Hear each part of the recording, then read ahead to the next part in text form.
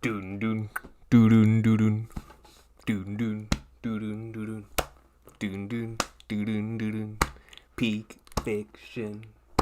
Doon doon doon doon doon doon doon doon doon doon.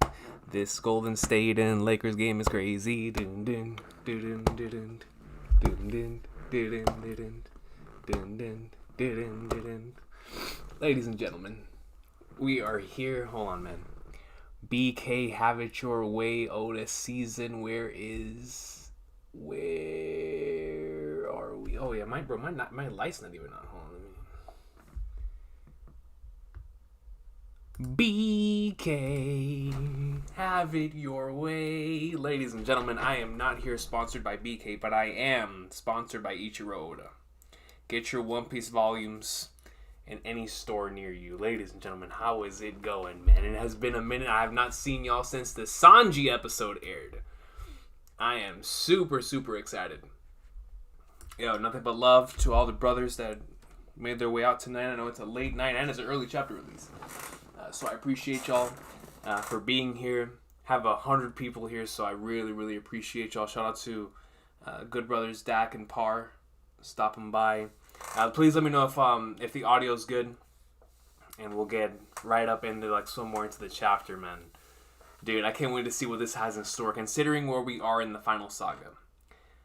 If this chapter does anything, it's automatically going to be a 10 out of 10. I mean, as from what I've been led to believe on the stretch that we're on right now, no matter where we go, it's going to be peak.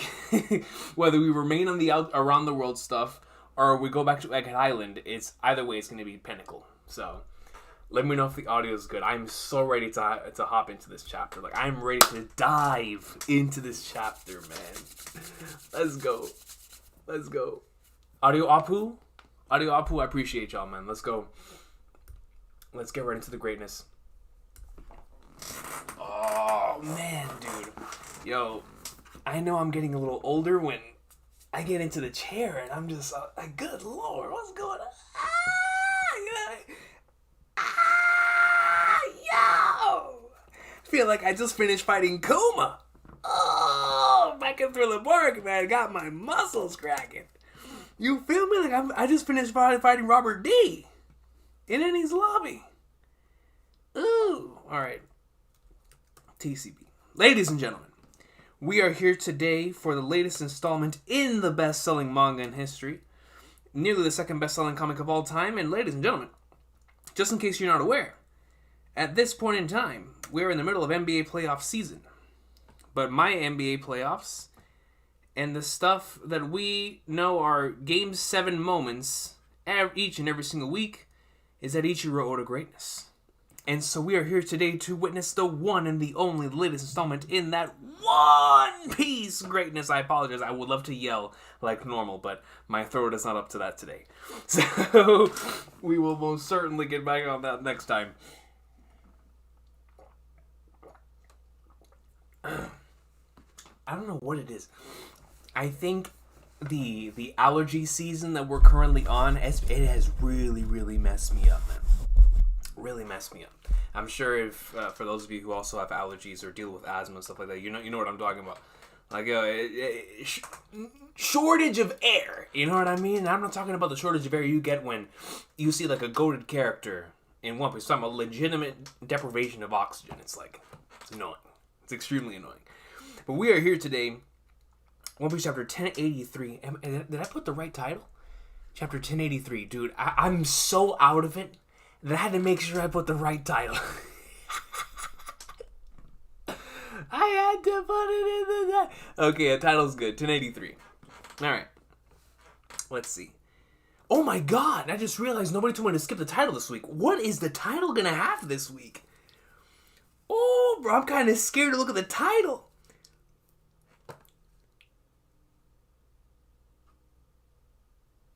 Chapter 1083, The Truth About That Day? The Truth About That Day? Sabo? There's no flipping way. There's no way we continue from where we left off last chapter. There is no way that we continue where we left off last chapter. This has got to be for the Kuma flashback.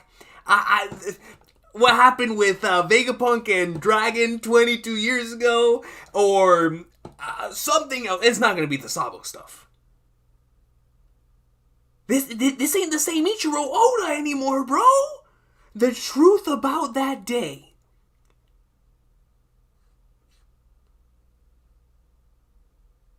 Dog, I swear, if I turn the page and I get the answers that I have been looking for since 2018.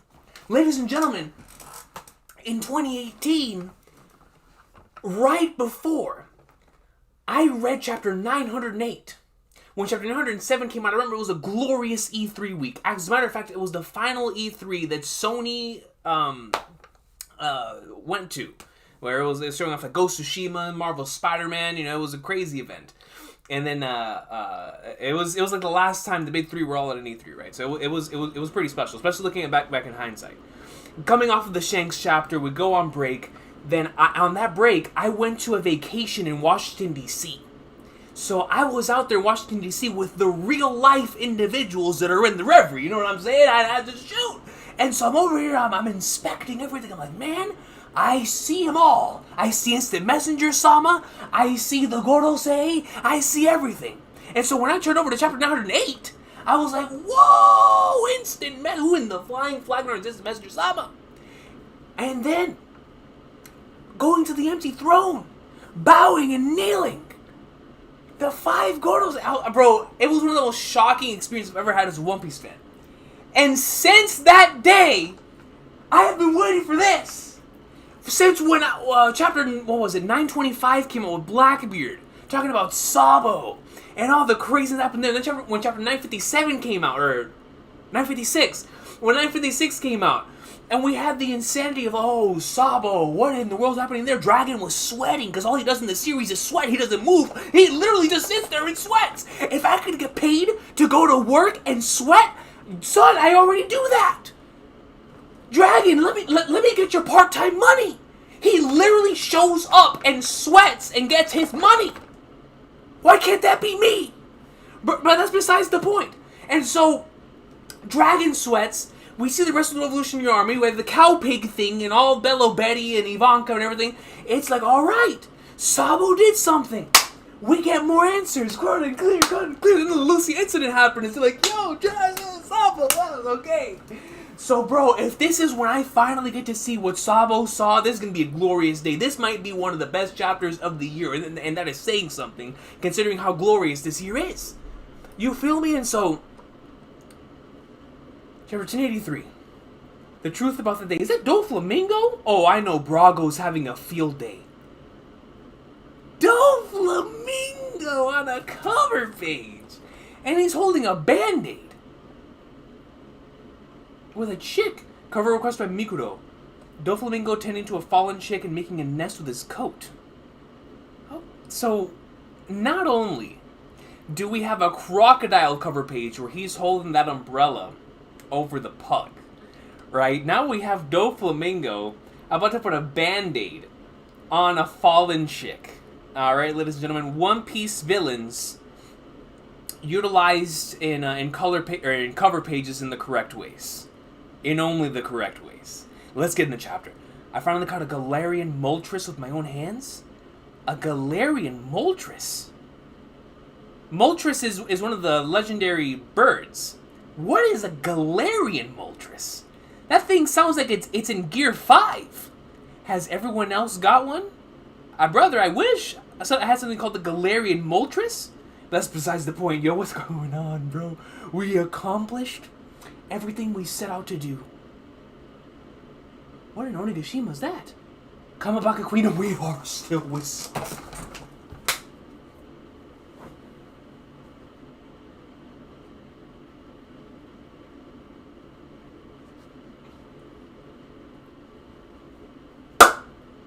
It's there, it's finally time.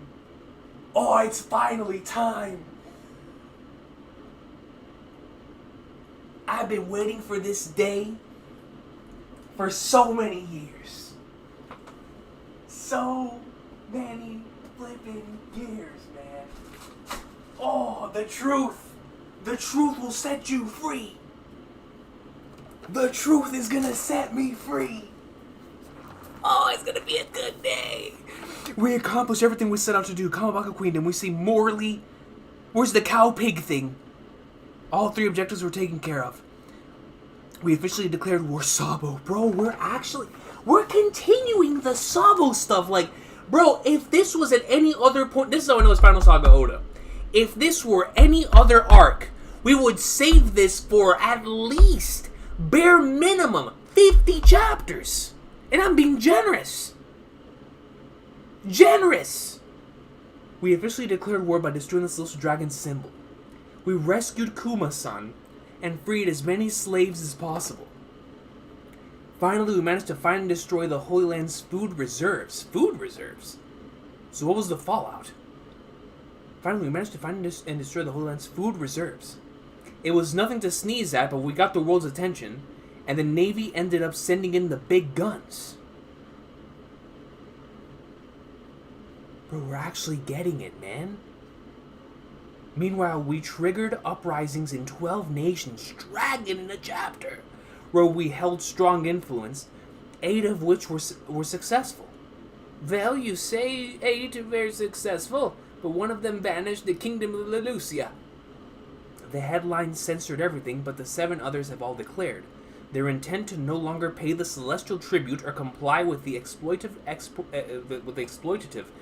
exporting of their resources.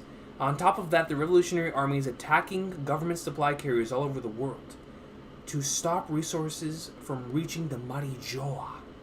So, a collective effort from the Revolutionary Army is stopping resources from reaching the Marijoa. So this is really starting to hit war territory. They're even, cutting off their means of retrieving supplies. They say the Holy Land's high up location makes it an impenetrable fortress. But oh man, Ivankov. Haven't seen a face like that since Impel Down. But we'll see how they like living under siege. They finally get a taste of what it is to live in poverty and go hungry. It's like, get a taste of your own medicine. Hee-haw! Oh, that feels so good to see. Hold on, man. Gotta do the pose and everything. Hee-haw! You feel me? That's what I call a result. Indeed, we may not be able to cut off all their supplies, but we're squeezing them slowly but surely. They must be struggling by now. As expected, though, they're not a foe who will just take this all lying down. Who in the flagnards is that?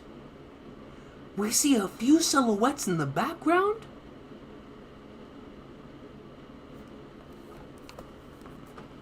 Is that the Gorosei, bro? One of them is that a gun or a sword? Or is it a gun blade? Shout out to Squall. Dude, what are these silhouettes? We still have silhouettes this late in the game? Dude, As expected, though, they're not a foe who will just take all this lying down. Our real battle will start when they mobilize God's Knight. God's Knights? Is this what they were referring to back whenever, how we kept talking about, oh man, what were they called? They were called something else. It was like I forgot the actual name. There was something that was stated in one of those chapters where we were like, what are they talking about? Are they talking about the Gorosei? Are they talking about the admirals? They were talking about something there, but it looks like they were actually referring to these individuals. God's Knights. That's a fire name. Like, that is a really, really goated name. The Holy Knights. Thank you. Dude, this silhouette goes crazy. 1, 2, 3, 4, 5, 6, 7. Is this supposed to be 9 silhouettes? Or is this thing on the right not a... I don't know. After seeing the cow pig thing, anything can be. So, I'm going to assume 9 silhouettes. God's Knights. That's a fire name, bro.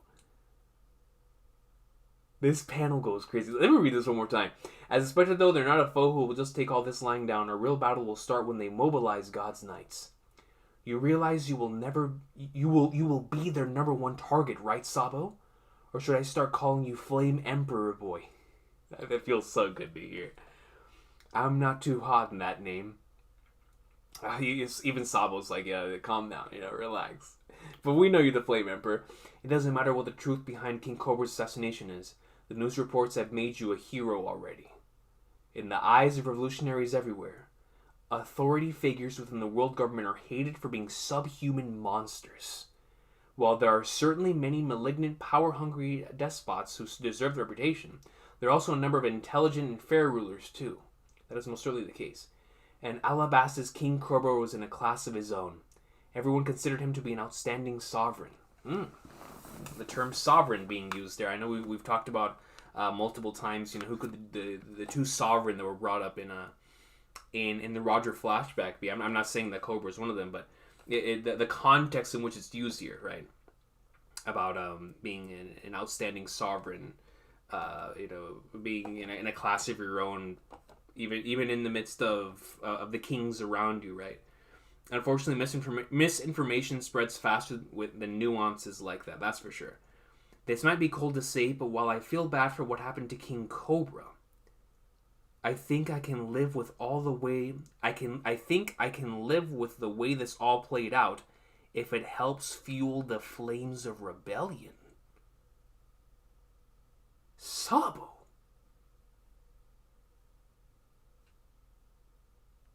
Sabo coming in here with he had to sacrifice himself for the next generation line?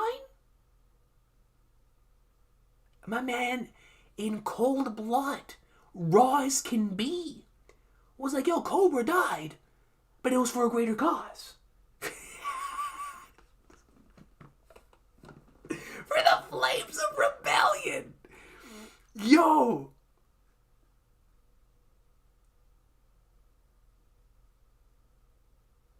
I mean, he did say it was going to be cold. He wasn't lying. So, what did Sabo see that desensitized him even to saying something like this? He takes it. My man took a drink, bro. That's how you know what he saw was real. Took a drink.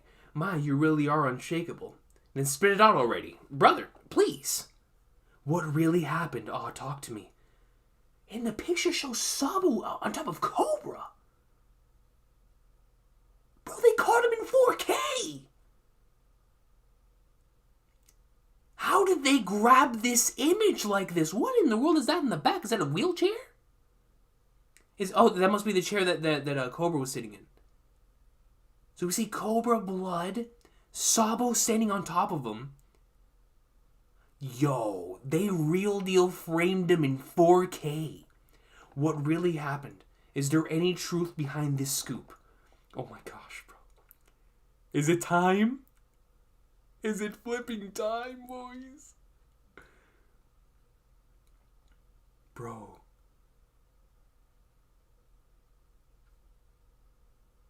We all shed tears over this, desperately trying to find an explanation, because we all wanted to believe in you. Oh God. Flashback lines? Bro, this is either going to be a flashback line or a transition line.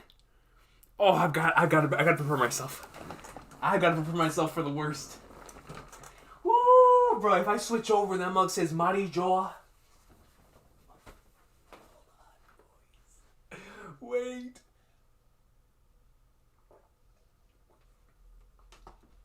Oh, snap. Hold on, bro.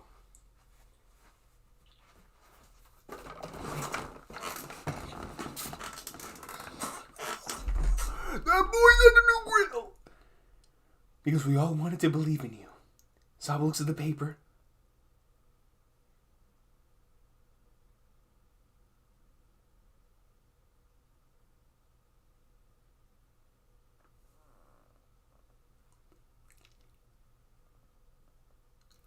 We're flipping getting it. We're actually getting the Rivery flashback. Bro, if you would have asked me this last week, I would have been like, brother, I would expect the Kuma flashback. I would expect the God Valley flashback. I would expect the long lost Kaido flashback. I would expect anything. Besides, I thought Oda had this in the holster, ready to be pulled up. I would have honestly expected the Voice Century flashback to come before this at this point. He's gonna show us what happened at the flipping reverie over a month ago at the home of the gods in the Holy Land of Marijoa. Not long after the reverie began, they're attacking the home of the gods. We're getting the flashback, bro! And the narrator has appeared for like the 5th week in a row, oh my god. Get out here and help us, you lousy bureaucrats. What in the Onigashima? Bro, we see flames all over the place. The intruders are with the Revolutionary Army. We're under attack as the 4 captains.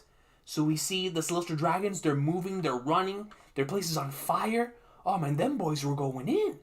Oh, they dropped in hot like it was Apex, bro, you feel me? They were moving. This is outrageous. First they attacked our beloved symbol, and now the plebs, have taken away our exquisite food. Does the jealousy of these vermin know no bounds? I don't even want to keep the heads to dispose of them at once. After that, summon all those dreadful bodyguards and have them executed. Dreadful bodyguards. So it looks like they don't like the God's Knights. If the bodyguards are referring to are the God's Knights. And have them executed. Those miserable wretches allowed this to happen on their watch. You depraved snail.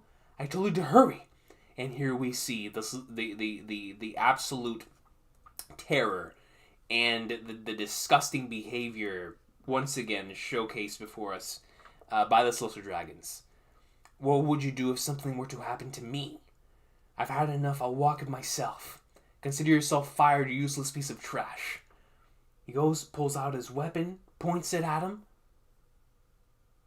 Did you take him out?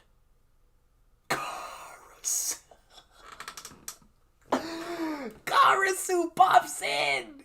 My gun! Who do you think you are? So Karasu comes in, crowing suit. So we see a bird come in. I mean, yeah, I was kind of wrong, right? He's Bloodhound, right? He's Bloodhound. So he goes in, crowing suit, grabs his gun, escaped to the east of the city. So, of course, now the bird is talking to him. He's like, well, all right. It's the Revolutionary Army. They start popping. Oh, this isn't going to hurt Karasu, bro. Not on the side. Is that a CP agent? Based on his hat? Get Saint plumbing to safety. Yeah, these are definitely CP agents. Let's riddle this scum with bullets. Blast him till there's nothing left. Huh? Don't tell me he's bro. If y'all think a man who just talked through a crow is gonna get hurt by bullets in One Piece? In One Piece, dog? There really is nothing left. Don't tell me he's... And then we see it's like he's disintegrating at the seams, and it looks like he's gonna reform in a different location. So we see the as it's going right under his legs. Oh, this is really cool. He appears behind them. We see a silhouette back there. Obeli suit. And he just demolishes them. Ooh, and he pulls out a pose. Like he's a JoJo character. Northern Captain of the Revolutionary Army, Karasu ate the suit fruit. Laser Shooter. Hurry up. Oh, that's gotta be Lindbergh. Laser Shooter, hurry up and... Oh, there he is. Hurry up and gather at the east side of the city. We're gonna get you out of here, okay? Thank you so much. Thank you so much. You can thank us when you're free. And of course, their top priority here is to free all the slaves. Look at my dog. So Lindbergh comes in. Love his hat, man. And just... I always love the steampunk aesthetic in anything. But I think it's really cool in Lindbergh. South Captain of the Revolutionary Army, Lindbergh. They're really going at it over there. They're headed this way. Hurry up and release everyone. Leave it to me. Fujito.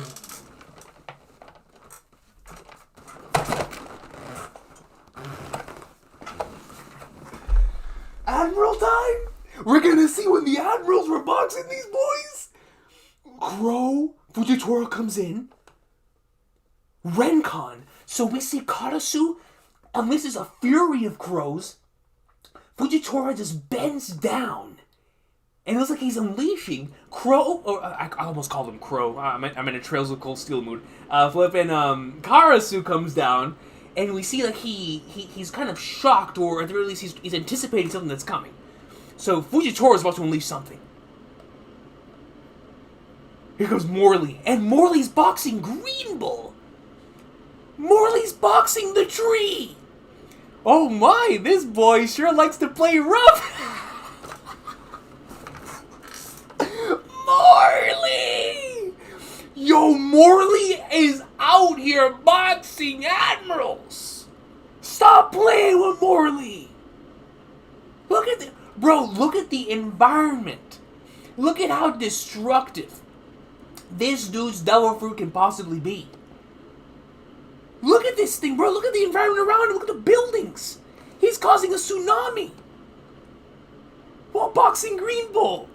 Western Captain Revolutionary Army Morley, you're the ones destroying the city. Just cough up where your leader went off to. You shouldn't sniff around and stalk people, you dirty little perv. Bro, you're telling me Karasu, Lindbergh, and Morley were boxing the admirals while Sabo went over to the...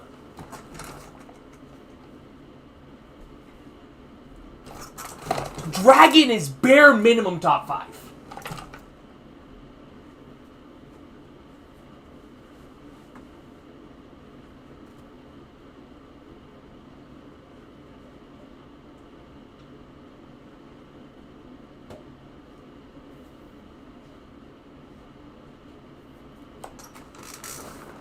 Are you kidding me?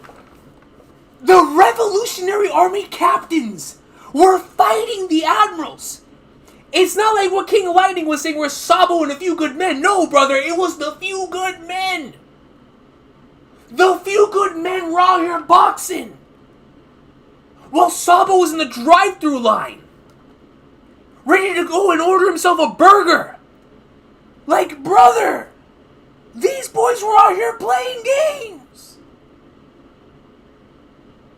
Fourth quarter, Karasu and Lindbergh were boxing Fujitora. Morley comes in and impales Green Bull. Dude, in the past 5 chapters, my amount of appreciation for the Marines thanks to Sword, and now with the Revolutionary Army, and what I'm seeing...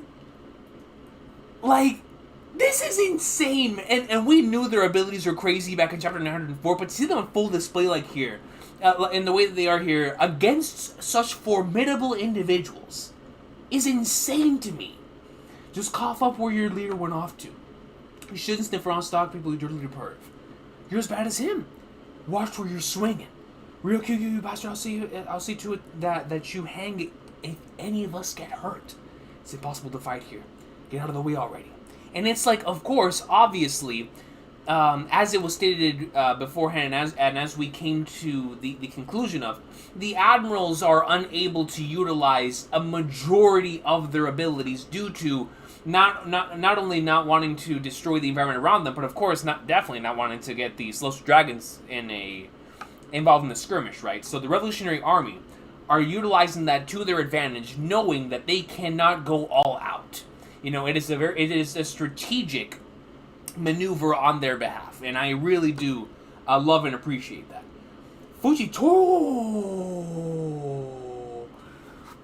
Fujitora's in the pose. He's gonna bring down NL. He's gonna bring down NL, bro.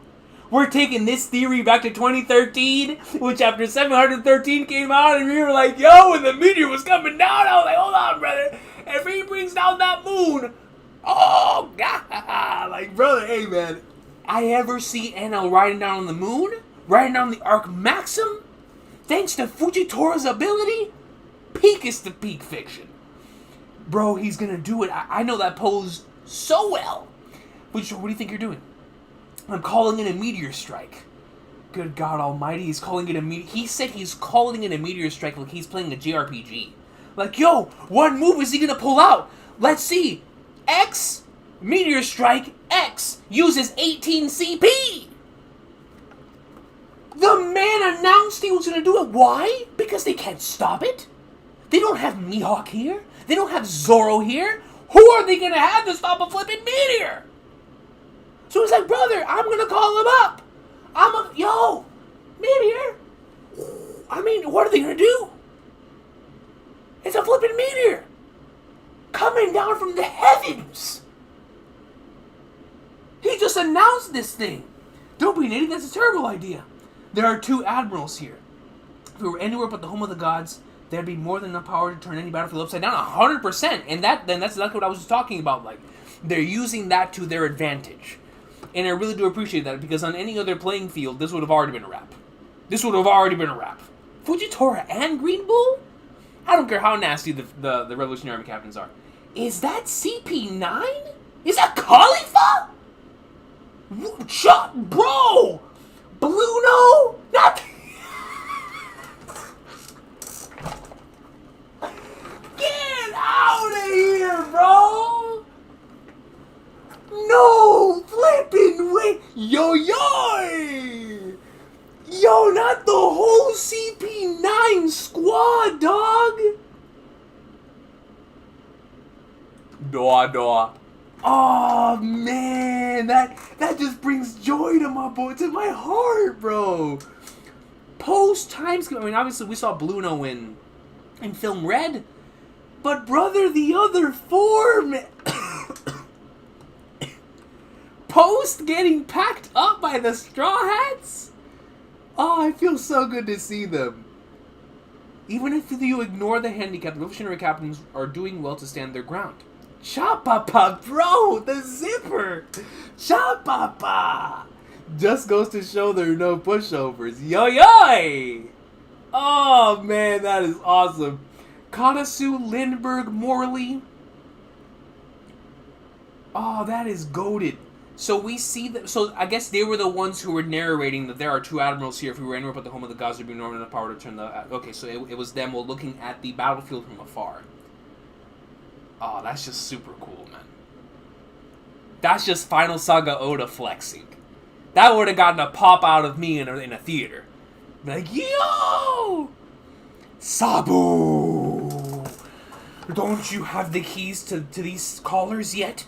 I just found out where they keep them. It won't be long. Oh, here comes Sabo. Yo, and he's solid snake with it, bro. Talk to me, baby. Lindbergh, what's up? Kuma-san's in Pangea Castle too? What? He's still... Oh, so this is when he really started rocking the coat. Chief of Staff of the Revolutionary Army, Sabo. Oh, man, I'm starting to lose brain cells now, bro. I apologize, y'all. The hype is getting to me. I just spotted him. Kuma. I just spotted him with that dumb father and son same duo Roswald and Charlos. This brother Charlos is still moving? He got bodied by the king. He got bodied by Neoscard. And you're telling me, look at this, bro. He's got the Triple H bandages. Like he's on 2004 SmackDown. Oh, man, it's a tag team match. Playa, bro, look at the bandages. Triple H would be proud. He got smacked on Sunday and showed up to work on Monday with some bandages like it's Ric Flair. They must still be looking to get revenge for that thing we heard about at the public courtyard. What? Mufufu, I'll make her my pet.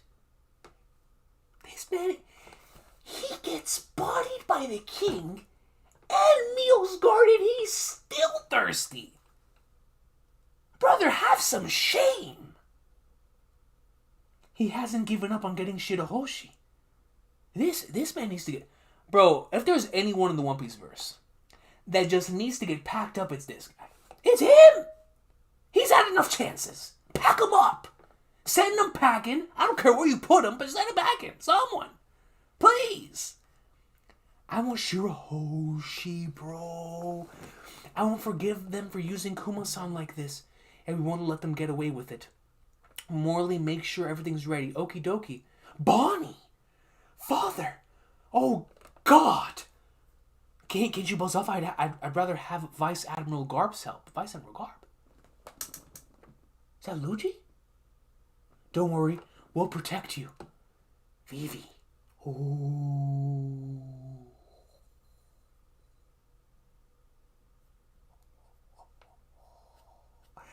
Shirahoshi. Bonnie. Vivi's like, I don't need your help, Lucci. I don't need your help.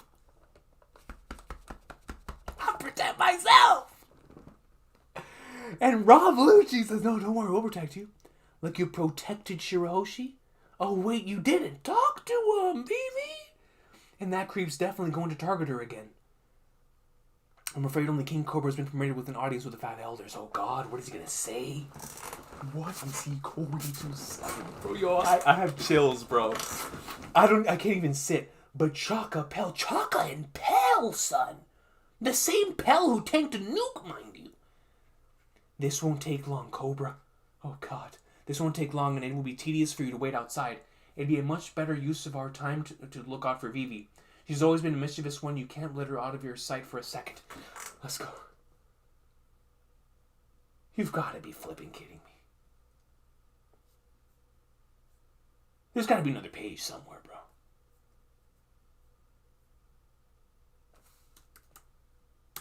Another page? Is there another page, bro?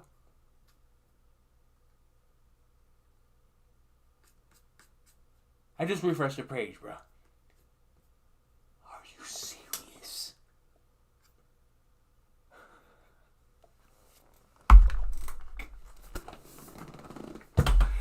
For the second week in a row, man. The second week in a row. I'm ready to dive in, son. And I keep getting blocked.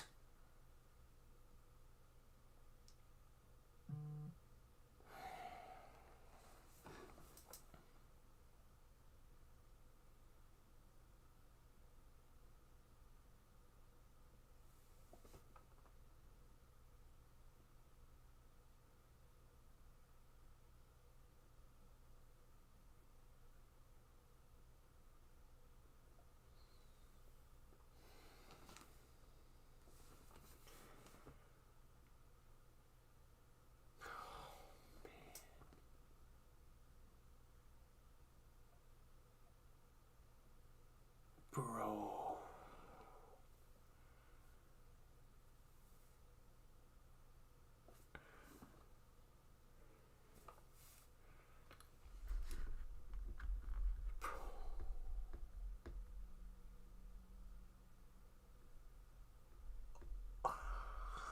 Dog. Next chapter we might see instant messenger Sama. Oh man, yo, I'm logging off of everything. There's no break, right? No break. Oh, bro, I'm logging off all social media on Sunday. I'm not getting spoiled on him. I'm not getting spoiled on this messenger Sama. Not at all. Not in the slightest. Oh God, bro.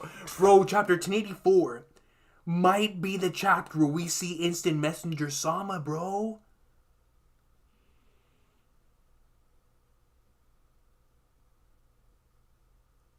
That means Sabo must have popped in the middle of him revealing something about the ancient kingdom. Cobra must have something about the ancient kingdom, or was about to say something about the ancient kingdom that forced the elders that forced their hand. Oh man, next chapter is gonna be so peak, bro. Next chapter is gonna be peak. Recon, man, membership for 14 months is I think all 9 of the Gods Knights are marked by flames, dude. That is an awesome idea. So you're saying that one of them potentially went against the others, and he's the one who has the final road poneglyph? That is a very interesting scenario, or a line of thought, Recon.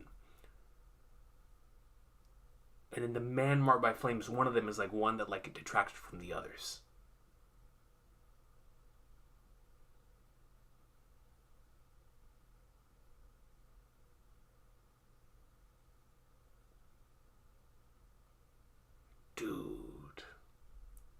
That's a great idea, Recon, man. Like a super, super good idea.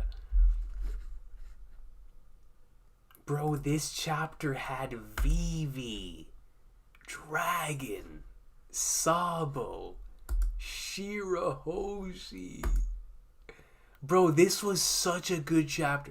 Admirals going in, the Revolutionary Army commanders. Oh, man. Oda, bro. Oda, I love you, man. I really do, bro.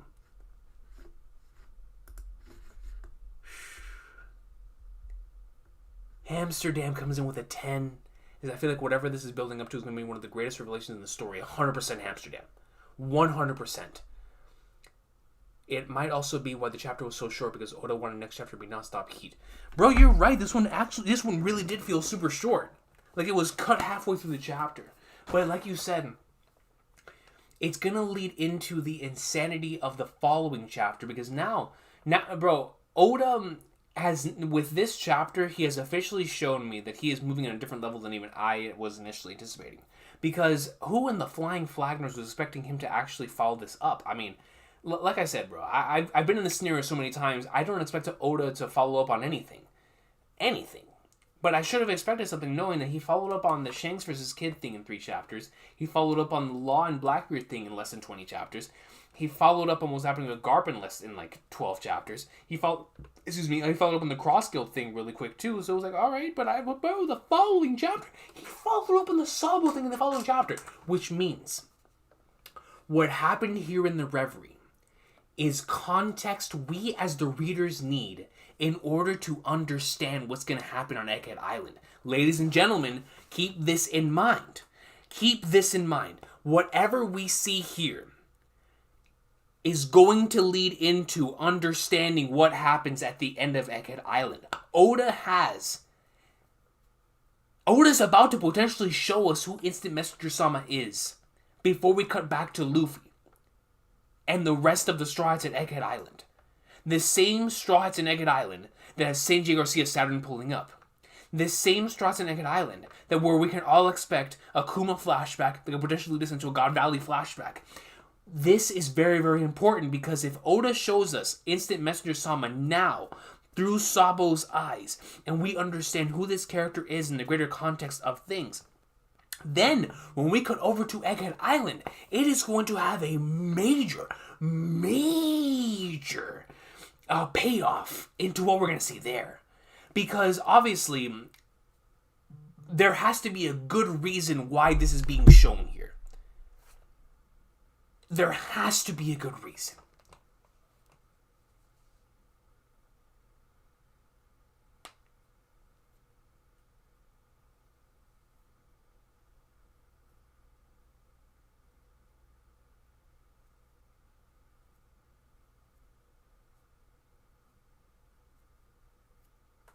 Oh, Lord. Yo, Amsterdam, man. Thank you for the 10, dude.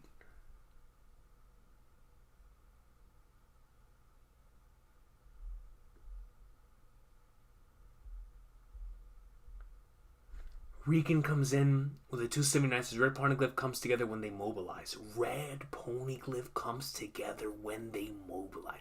When the men marked by flames mobilize.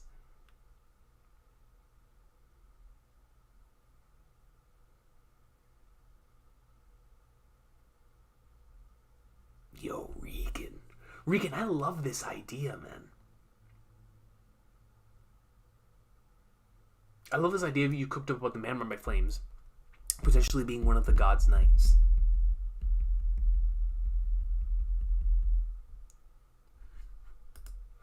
Man, I'm sweating bullets, bro. I can't believe we just got that. And to know Oda is gonna spend so much, or he's not gonna rush through the flashback. Like, he gave us time here. I don't even know if we're gonna see him next chapter. Next chapter could be even more build-up as to what happened in the Reverie, potentially ending the chapter on Sabo entering the room. Oh, man, dude. But at the same time, What better way? Especially if next chapter, I believe, is a break chapter. Whatever the break chapter is, that's the chapter where we see Instant Messenger Sama. That's the chapter where we see Imu. Oh my god. Bro, if we see Imu next chapter, we will have been on a stretch that is absolutely unlike any other stretch in the series, bar none. And it won't even be over at that point.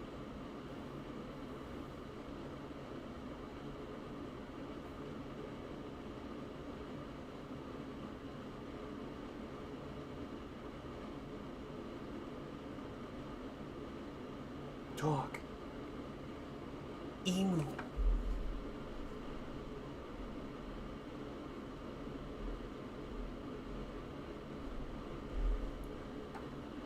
LJ916, the middle silhouette in the God of Nights reminds me of Shanks and his saber. Shanks! Is that why there's 9 of them? Oh, stop playing with me, bro.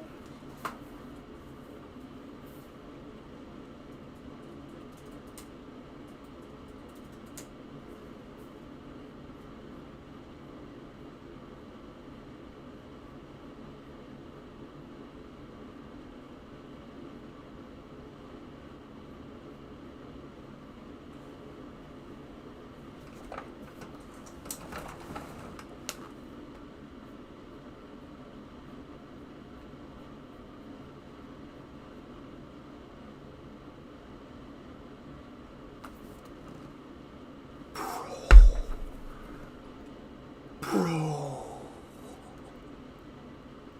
What the... Wait, man.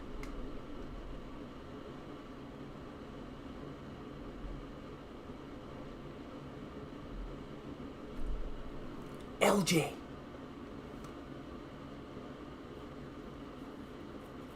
LJ, I swear on everything that is Flagnards. If Shanks and his crew are the God's Knights, that is implying that Shanks is gonna be in the path of dragon, and we're gonna see a dragon. Oh, bro, no, that's too much. That is way too much. That is way too much. That is way too much. Bro, how did you... So now I see what you're talking about here. That most certainly does look like Shanks in the middle, bro. So either these are completely brand new characters we don't know, or man, after chapter 907, we're going to come to understand exactly what it is that was taking place there. What is happening, bro? Bro, oh, man. Bro, if that's true. LJ, if that's true. The following chapter could have the 2 most insane reveals in this arc so far, and I can't believe I'm saying that. The next chapter could potentially show us who these God Knights are, and if they are Shanks and his crew, then that would be followed by the reveal of who Instant Messenger Sama actually is in the same chapter, in the same flashback?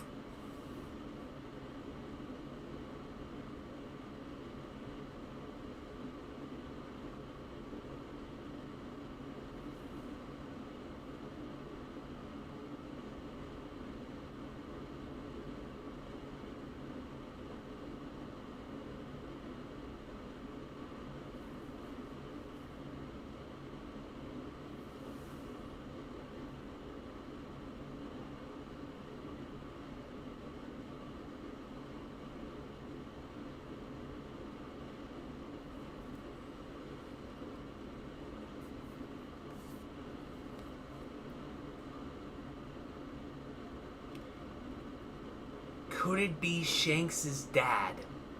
Which is why the Gorosei respect Shanks.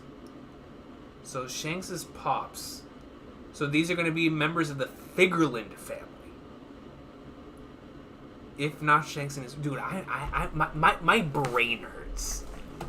My brain actually hurts, man. My brain actually hurts, man. What in the flying flagnards?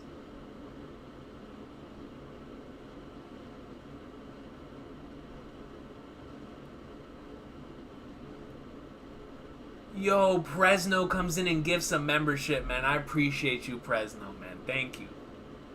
Thank you. Nothing but love to you, brother. And man, LJ, thank you for that comment, dude. Holy flagnards, that is a crazy possibility. But it's like y'all are saying, trusting silhouettes in One Piece is never the way to go. You know what I mean? This is the master of misdirection.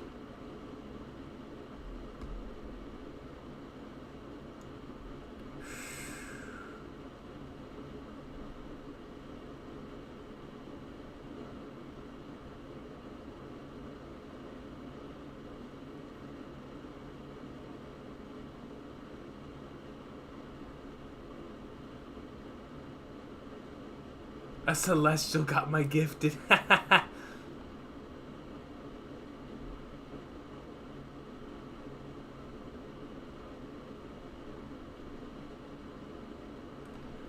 Recon, that's interesting. Recon says they are the reason Dragon hasn't made a move. He's waiting on them to mobilize and they will do something. So, in classic war, waiting for your greatest opposition to make their move, then you can go in and intercept. I can definitely see that being the case, Recon. That'd be why they found him at God Valley. Great point, Crossroads, especially if the God's Knights were placed there. Which means that absolutely could be the case that we're dealing with members of the Figureland family here.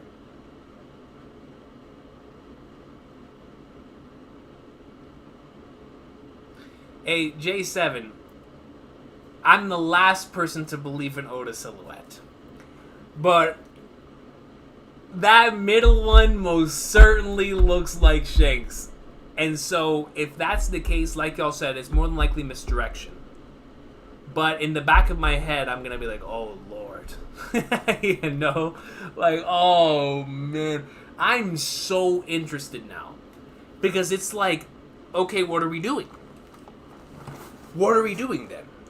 Who are the God's Knights? And bro, the fact that Doflamingo was in the cover is very interesting. Very, very interesting. Especially knowing his connections to this entire ordeal as well. Members of the Don Quixote family and then the National Treasure, right, in the Marijo and the Oiland and stuff. Man, bro. So, next chapter, or in the following chapters, we're going to see the God's Knights. Who they are, their potential relation to a character like Shanks, as well as the reveal of Emu, bro. Instant messengers. And it's like, I really want to know what Cobra said. Obviously, we know what he wants to bring up. We know what he wants to talk about. But for them to kill him in cold blood, what in the flagners did he say? What was he about to say? Was it Emu himself that did the job?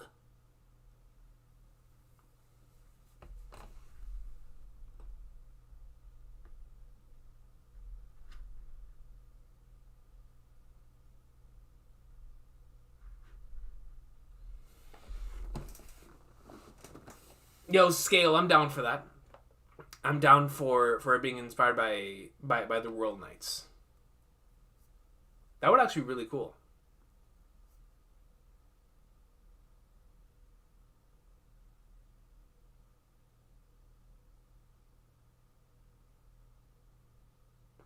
Oh, Derek of Rivia, you think it was genuinely observation hockey? That Kadosu saw what Fujitora was about to bring down with the meteors.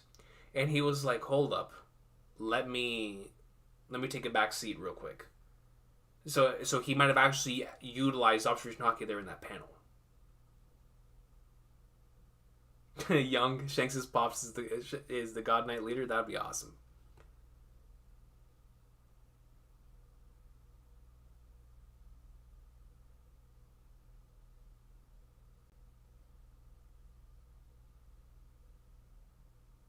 What should actually be the monkey?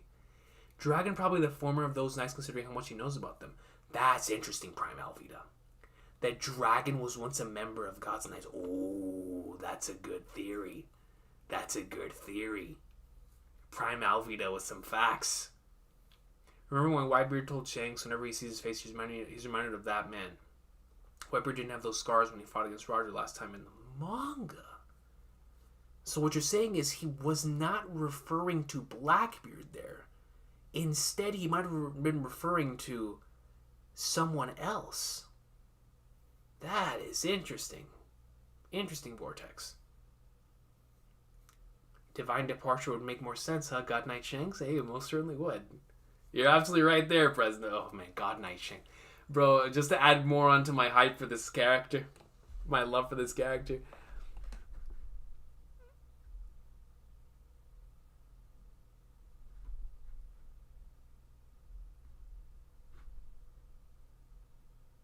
Yeah, Young, that is what Vortex is implying, that Shanks Sr. potentially gave Whitebeard a wound.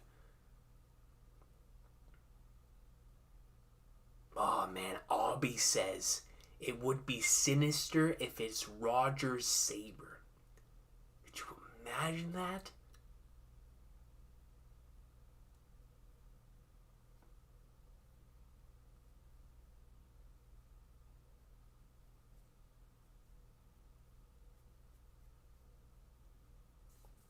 Don't fall for Oda's silhouette, coach. Hey, I'm not falling for it. We're just having a fun discussion, J7. Alright? We're just having a fun discussion. You're talking to the one man that refuses to fall for Oda's silhouettes. But I can't lie, this one has me very curious. Very curious. And it causes for fun discussion.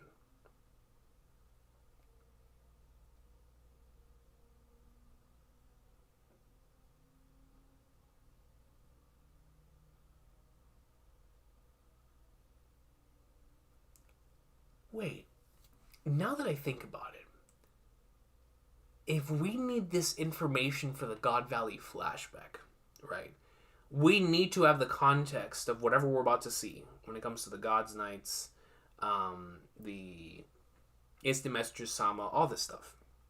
There's going to be something here that is going to lead us to understand what is going to take place on Egghead Island and in the God Valley flashback / Kuma flashback, whatever's coming. Because if not, Oda wouldn't have it this early. He would have saved it for the post arc. Whatever we're going to see here is going to be very, very important for what we're going to see on Egghead. So, with that being said, I love Recon's idea of the man burned by flames potentially being one of these Gods Knights. This idea of Shanks, or someone related to him, Figureland family, being Gods Knights is also very interesting.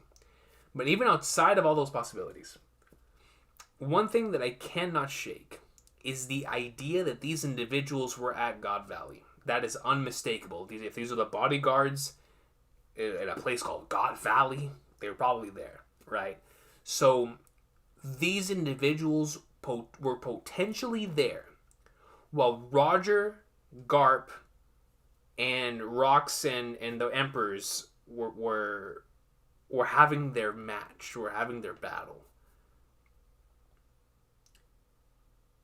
But Roger and Garp were the ones protecting the Celestial Dragons? So it's like, what took place with the Gods Knights? I mean, obviously in this chapter we know they're at conflict. Because they said that they're dreadful. The Celestial Dragons said that their bodyguards are dreadful. So if they don't get along with their bodyguards, it's like, are the Gods Knights all kind of like Garps? Where they don't get along with the Celestial Dragons? I'm extremely curious. I really, really am. Really am. Especially now in the God Valley thing. Like, what led Roger and Garp to want to protect the Celestial Dragons if individuals like that were there? Unless they weren't at God Valley and the Gods Knights actually, they only stay at the Marijoa. And they don't leave that place.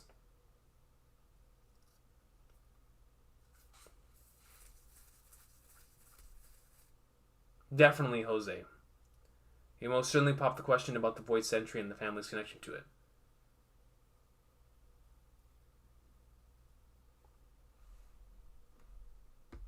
Emu has a Knights of the Round summon. I love that. That is a great reference there, Pluto. Cloning got introduced as but it's a Roger clone. That's interesting, Don Solo. A Roger clone.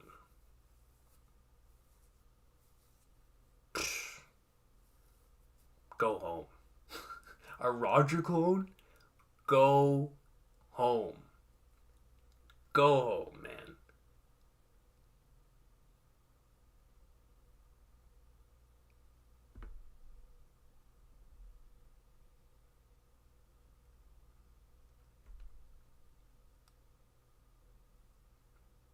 That is interesting scale. You're saying the silhouettes look like characters we've already seen in this series. So, if we are led to believe that these silhouettes do represent characters we've already seen, and like you said, Shanks, Dragon, then one of them potentially be Mihawk too, and those are the connections start to form, that's a fascinating theory. Very fascinating.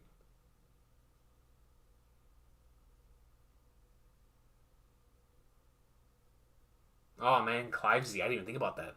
Clivesy says, hoping we'll get the other four elders name reveals coming up. Oh man, if we get a chapter of just straight Gorosei name reveals, that would be peak fiction. Peak fiction.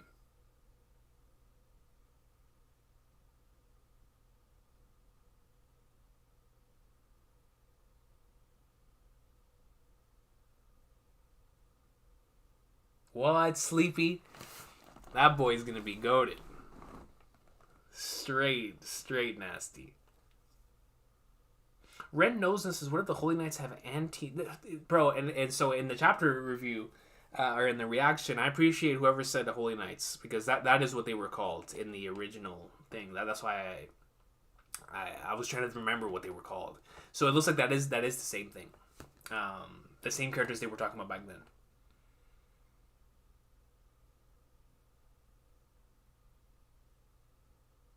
And King Arthur says, in the newspaper with Sabo and Cobra, why is the wheelchair thrown to the side? Was Cobra not sitting on it? He might have gotten shot out the wheelchair. Like he was sitting in the wheelchair and he got shot out of it or fell out of it for whatever reason, right? Yeah, absolutely young. The God's Knights could be Seraphims, which is what was brought up earlier about the potential clone idea.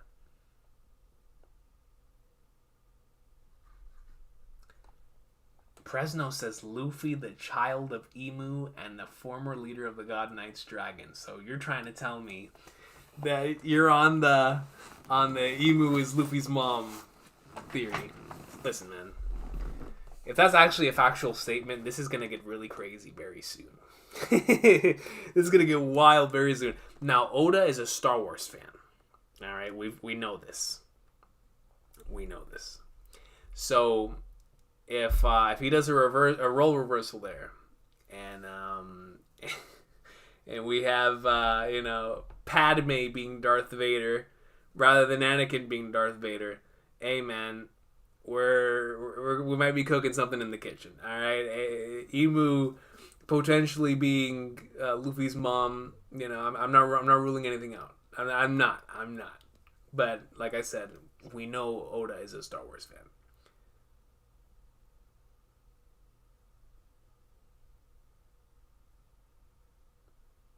It's a great point, Vortex. Vortex says, it could be possible that one of these God's Knights could be escorting Garcia to Egghead 2. It would be the first time we see them fight. And so, if one of them, with Kizaru, is also on that ship with Garcia Saturn, this would be our first opportunity to really see them in battle as well. That's a great point. Oh, LJ comes in. Oh, good lord. Time to read another LJ Super. Yeah, that last one nearly broke me in half, so let's see what this one has. LJ with a 5. Akainu brings with the God Knights in 1054. They should handle all Holy Land situations. The same chapter, Shanks says he's going for the One Piece. If only I had the sound effect, the X-Files theme playing in the background. I need the X-Files theme for that one, man. In 1054, Akainu brings up the God Knights. Now they should handle all Holy Land situations, and it's the same chapter. Yes, Shanks says he's going for the One Piece. Dun, dun, dun, dun, dun, dun. Yo, that is a crazy connection, LJ. I would not have put that together if you wouldn't have said that.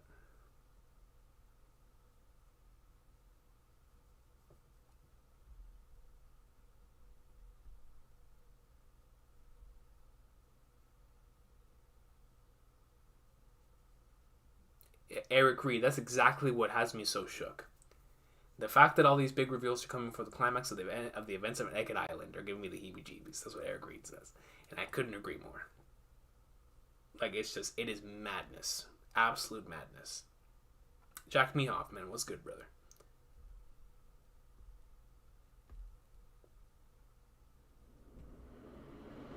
Bro, Cross, that's what I'm saying. If they cloned Roger, send everybody home. Send everyone home. Yatin Katil.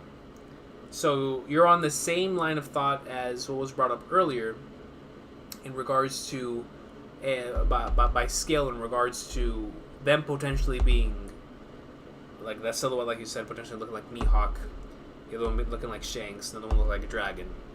These are implying that we could be seeing former characters like this, right? Which is actually wild to me, if that is true. And it would allow certain connections to go extremely deep. Extremely deep. Yo, LJ, I appreciate you for the membership, yo. Thank you. Welcome to the Kingdom of Awesome Sauce.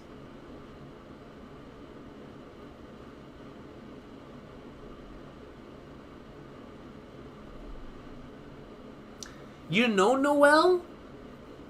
Gonfall being a former God's Knight makes so much sense. In a literal sense. You know, like in an actual literal sense.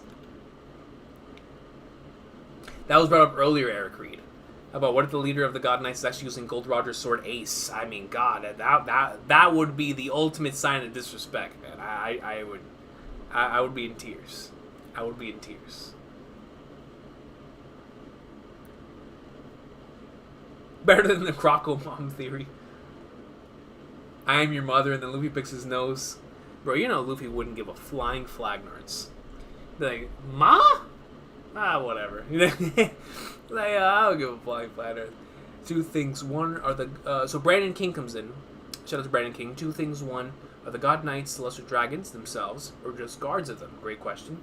And two, how strong do you think they are? I'm betting all Yamato level between Young Commander 1 and Admiral. Alright. So I think there's going to be levels to this, right, Brandon King? In regards to your first question, you're right. Maybe they aren't going to be Celestial Dragons, considering the Celestial Dragons themselves said that they detest these individuals. So the bodyguards more than likely are not going. The Holy Knights are probably not going to be Celestial Dragons.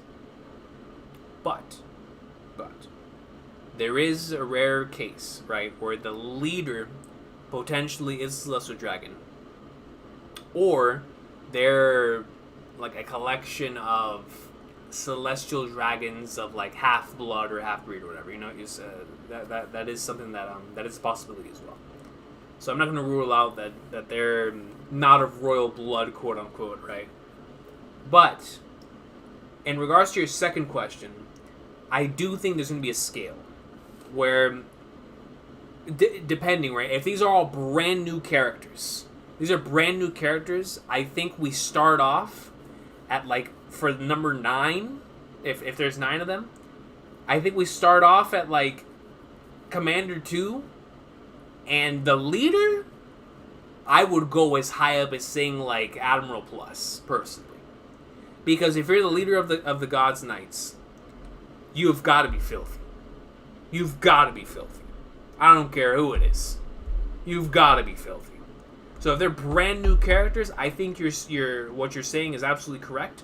I would just like, I don't think they're on the same level, right? Where like I think there would be a not a clear cut ranking between all of them, but we would be able to see, like, man, this one's at the top, and this one's like sort of like at the bottom of like the God's Knights, where like they're not all built the same.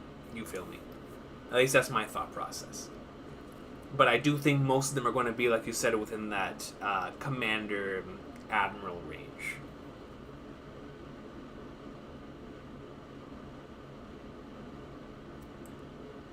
What's One Piece's version of somehow Palpatine returned? The fact that Pell is alive. I can't handle all these theories, bro. Oda's on a different... Yo, facts, Augie, man.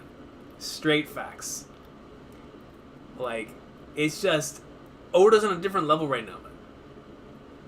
And because of that, the theories are also on a different level. Speaking of Pell, if Pell would have been the one to actually go to Leloucia, tanking that thing.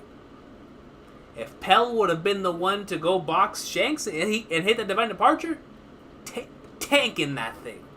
If Pell would have been boxing Blackbeard or Garp, tanking it. Pell top 1. Are you kidding me?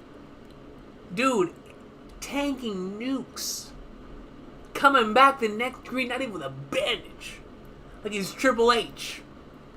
Like, come on, man.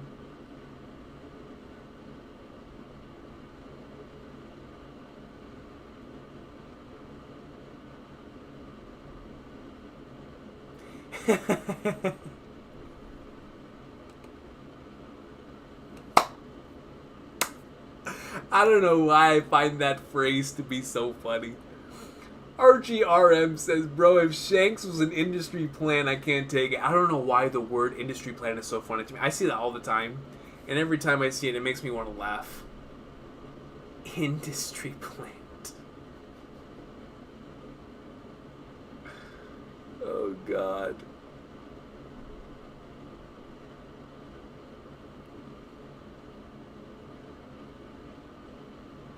Oh, that's interesting, Scale. As Scale says, another reference to the Royal Knights' internal conflict. Each has a dogma that they believe in. There's infighting at times. They also look considerably different from each other. I'd be down for that. I would absolutely love that, actually. I think that's a great idea. If one of these God Knights of Shanks are related to Shanks, I can't imagine how strong Gorosei and Emu are. That's exactly right, Vortex. Hey, you can say that again. You can definitely say that again. Matter of fact, I'm interested now. Are we going to see any of the Gorosei move in to attempt to intercept Sabo? Like, when Sabo comes into the room, like he's about it, and he sees the individuals presented before him, and Emu, that'd be worthy of execution.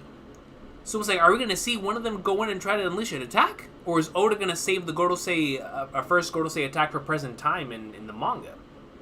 And whenever we come back to Egghead Island through St. J. Garcia Saturn. I'm curious.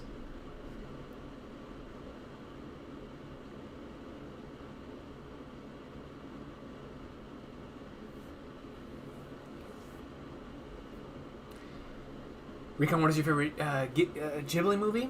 Spirited Away. The strongest Celestial Dragons at that. Fabio Carvajal, definitely, right? Oh, Crossroads. If Luffy's reply was, Dadan's my mom, they're like, yo, Dadan's my mom, you know? Like, I don't know who you are. That would actually be super cool.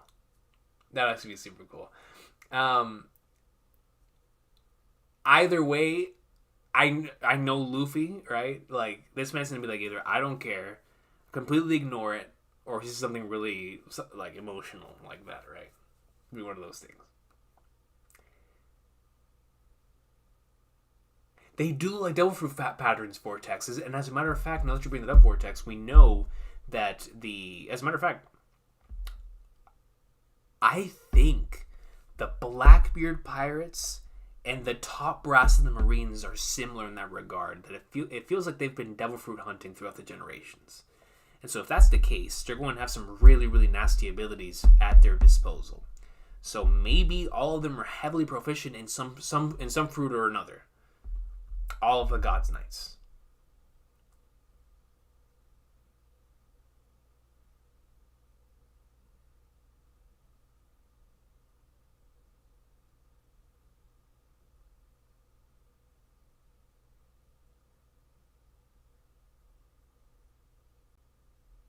That's also a good point, Flavio Carvalho.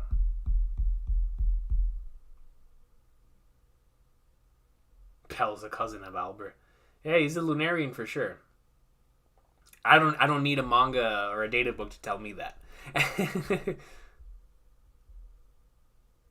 Yo, Par says Godfather Shanks, baby. You already know, dude. Yes, sir. Yes, sir. You see him. Saint Shanks, Saint Beckman, dude. This man gets a saint title. Oh, man. Oh, Saint Rue? I would peak. I would peak, man. I'd peak as a human being. Yeah, Lazy Move was control opposite. Oh, man, I'll just say that. The game. Oh, God, what time is it? 12:30? Did the game already end?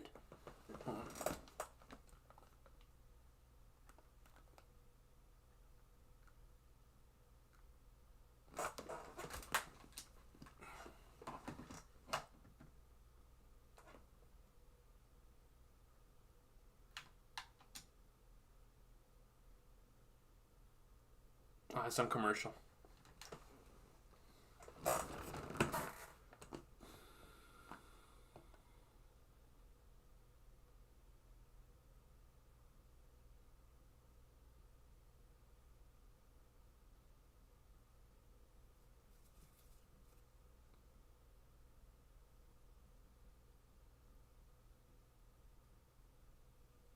Winston, your first Star Wars movie was The Rise of Skywalker? That is crazy. I've never heard that before. That is a very... And then you went back and watched the other ones.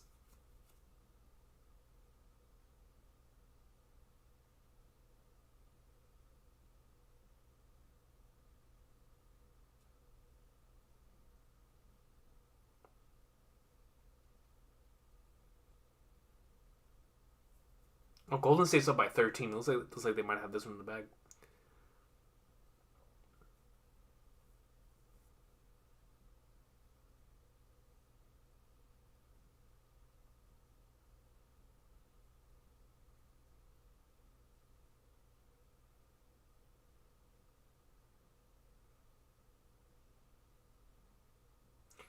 Vintage, so I do. I do think the swirls mean that, like I was saying earlier, that the God's Knights might actually be heavily proficient in fruits. Like, they're just going to be extremely nasty, perhaps mastery. Now that we've been introduced to Awakening and stuff of that nature, we could be seeing some more mythical stuff, because we're getting to the point in the series where Oda can start playing around with a lot of the fruits that maybe he's been holding off on, right, throughout the course of the series. And so now we're going to start seeing some insane abilities from the God's Knights, if that is the case. And like I said, that's only if they're new characters, because we still don't know. We still don't know if they're completely brand new characters or characters we've already seen. But if they are brand new characters, I'm definitely expecting them all to have some really nasty abilities. Either some of them, because it's Oda, are going to have some really funny abilities. They're going to be OP. And others are just going to have extremely broken abilities that are super raw, right?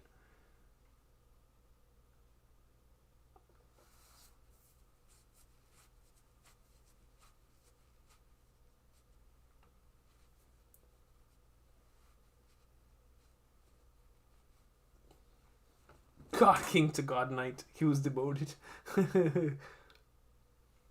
Yeah, Brandon King. That is exactly my line of thought, too. Souls behind the God's Knights, probably mean they have broken fruits. I bet we'll see one with a liquid metal Mercury logo. Dude, that would be awesome. We all know how Oda loves Terminator. And, in Egghead Island, right? Like, I think that would be the ultimate Terminator reference. I love that idea. Missed. Go to Chapter Man. Who are the people behind Cobra, though? They don't look familiar. Am I tripping? You're talking about Chaka and Pell?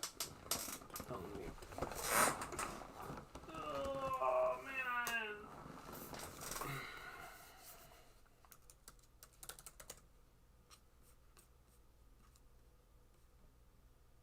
Yeah, that's Chaka and Pell. That's Chaka and Pell, dude.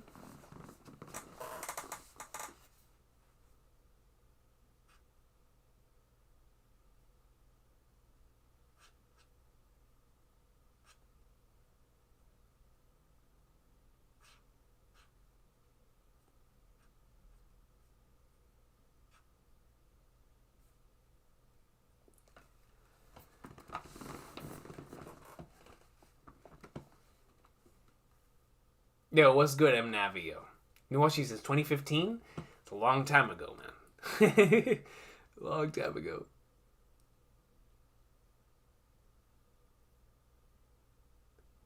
Yeah, Lazy Mofos. I do think the series gonna end in Game 6.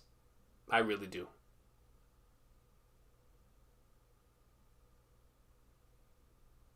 I'm really surprised that the score is like this though, man. When I turned the game off to go stream, AD was having himself a great game. Not just AD. I felt like the whole team was playing great.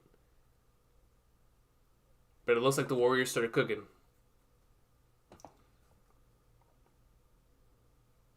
I sent you a fun idea for God's Nights as a short I made a few months ago in Discord. Oh, I got you, bro. Where's my phone?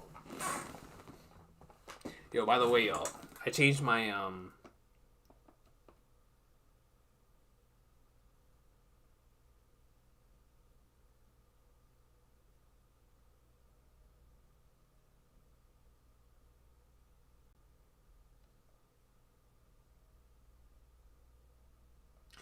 bro, my cousin, the biggest Shanks fan.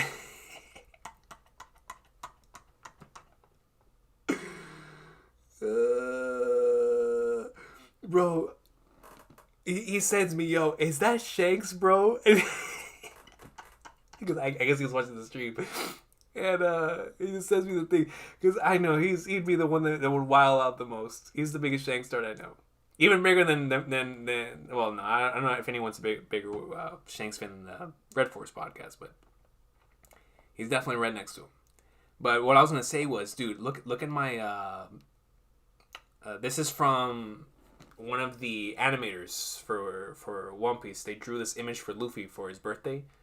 Where's my dude? I have had the same phone lock screen for ages. And I had to change it. Look at the king.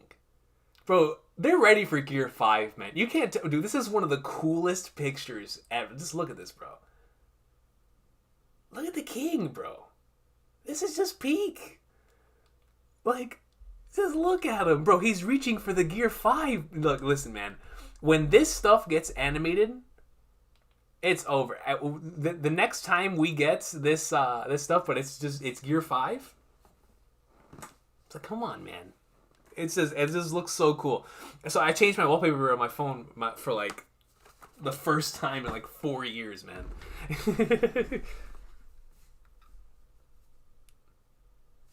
Okay, par. Let me go over to.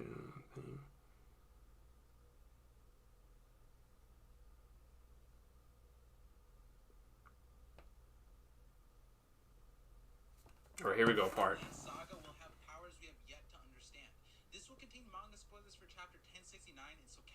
Hey, hold on. Before I play this short par, don't give me a copyright strike. Let me see. The last saga will have powers we have yet to understand. This will contain manga spoilers for chapter 1069, and so catch up if you aren't already. So Vegapunk confirmed that devil fruit users cannot swim because they are loathed by the mother of nature, the sea, a punishment for some sin. So then I was thinking, wait, does Mother Nature love anyone or gave their blessing to anyone? Would fishermen be the one blessed by the sea as they're so well acclimated to the ocean? But that'd be like saying humans are blessed by the air to breathe it. So that made me think, might we see someone or a group of people who are blessed by the sea with powers of their own that run contrast to devil fruits? That's when it clicked. Sora, the warrior of the sea. It was rumored that Sora could walk on water like Jesus. We've yet to see a natural version of something like this, not even from the fishmen. So this would be an example of a human who might have been blessed by Mother Nature, gained the ability to traverse the sea freely, and might have some celestial powers or a god fruit. Maybe this will be the power held by the god knights and the Gorosei. It will be interesting to see if we learn more about Sora, Eem, and Uranus, because I bet...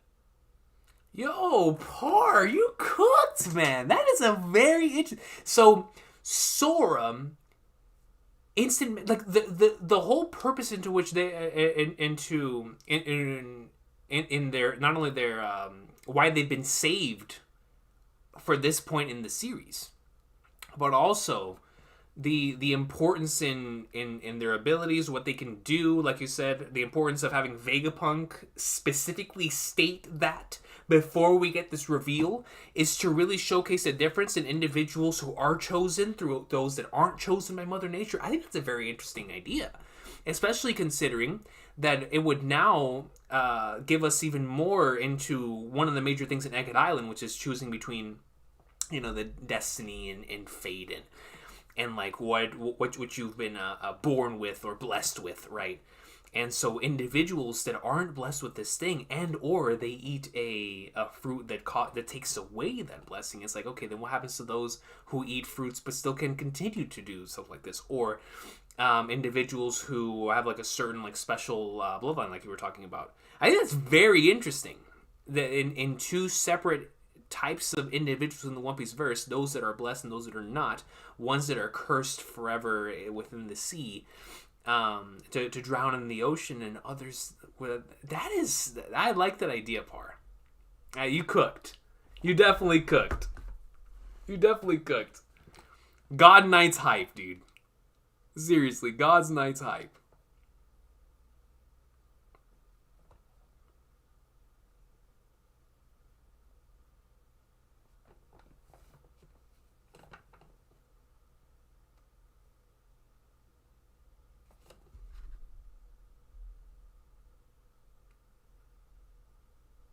Dude, Frodo Baggage, I gotta watch the latest, or I gotta catch up to the last few episodes of Demon Slayer anime. I'm definitely looking forward to watching that. Yo, today, I don't know if you guys have watched it from this season. I've caught up to Skip and Loafer. It's really, really fun, wholesome romance slice of life. If you guys are into that stuff, great stuff there. But man, I finally started watching Hell's Paradise, dude. That is some good stuff right there. Good stuff. That was some fun stuff. Because we had a break period at work, and I was like, you know what? Let me watch some of the stuff that I haven't had an opportunity to watch. And so, Skip and Low for Greatness, and man, dude, Hell's Paradise, crazy.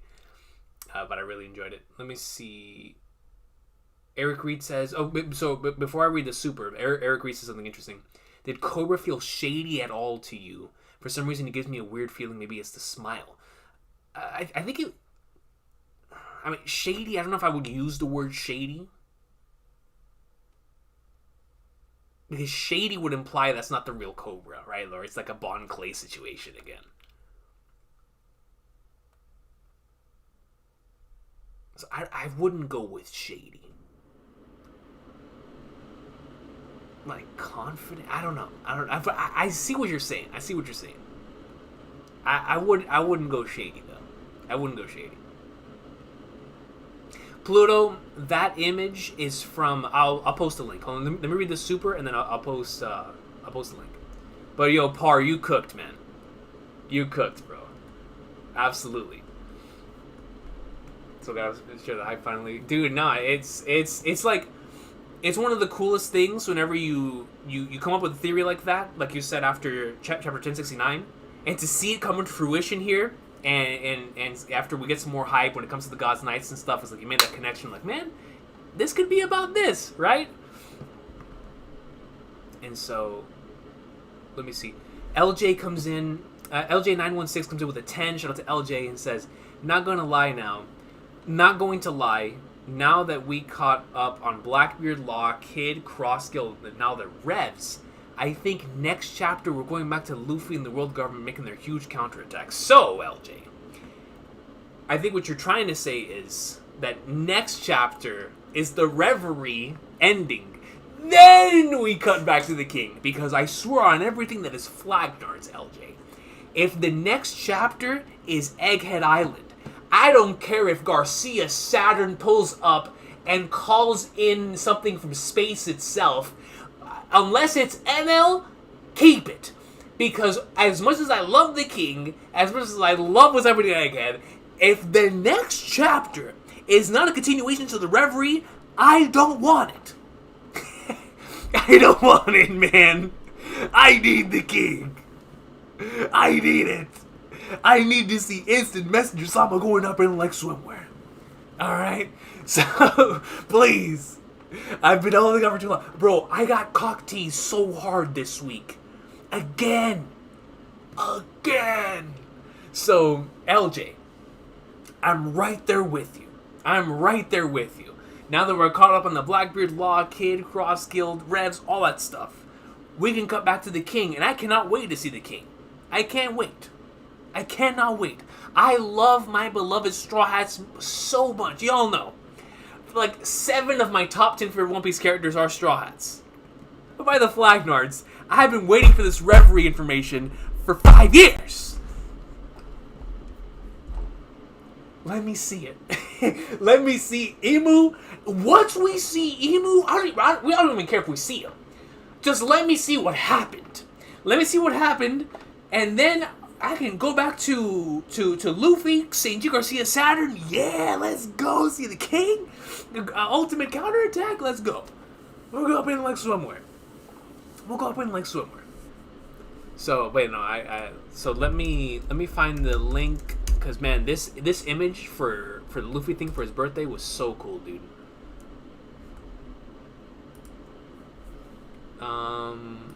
Let me see if it's over here. Bro, that Sanji episode was so flipping godly, man. It was so good, dude. Okay, so here is the Luffy image. I'm gonna post an image to it on Twitter, or a link to it on Twitter. This is my wallpaper on my phone. This thing is so sick, dog.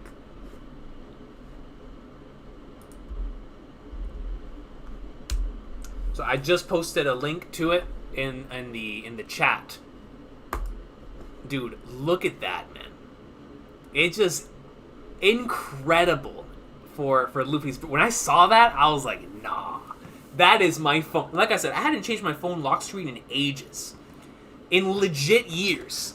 The moment I saw this, I was like, bro, it's Luffy with the captain's, with the Pirate King's coat on. Rocking the Gear 5, purple band around his waist. While he's reaching up towards the moon in the back. I was like, nah, this is my wallpaper. That is peak. That is legit peak, man.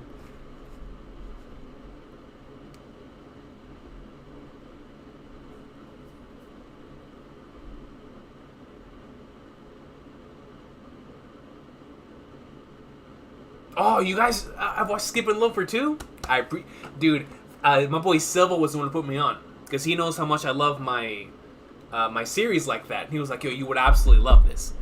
Because I watched Yamada-kun, I don't know the English name, but it's like Yamada-kun level 99, whatever.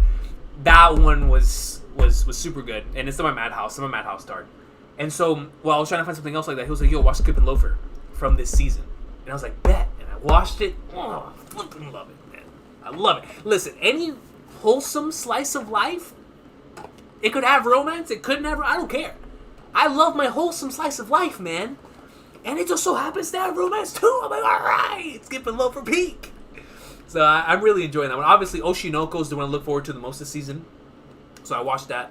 I'm even behind on that too. But definitely can't wait to catch back up on that. Finally caught back up on Skip and Loafer. It's been a good season. It's been a good season. I'm glad we're having a good season of anime right now, considering that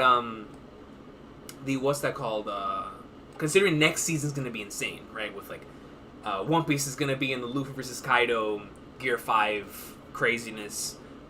Bleach is coming back with the next season of Thousand Year Blood War.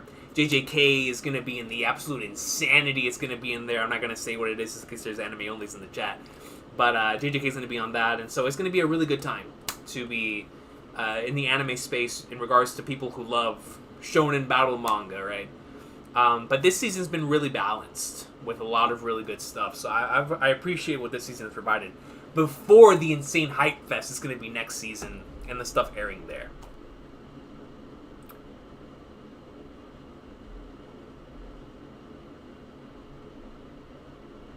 The creator says, we just saw the True King last week, all hair Buggy-sama. You're right. Because we all know Buggy, end of series, is going to sit on that throne. And no one is taking that away from him. No one. Not a single human being is taking the king of the world from that man. Only one who could do it is Luffy, but he don't want it.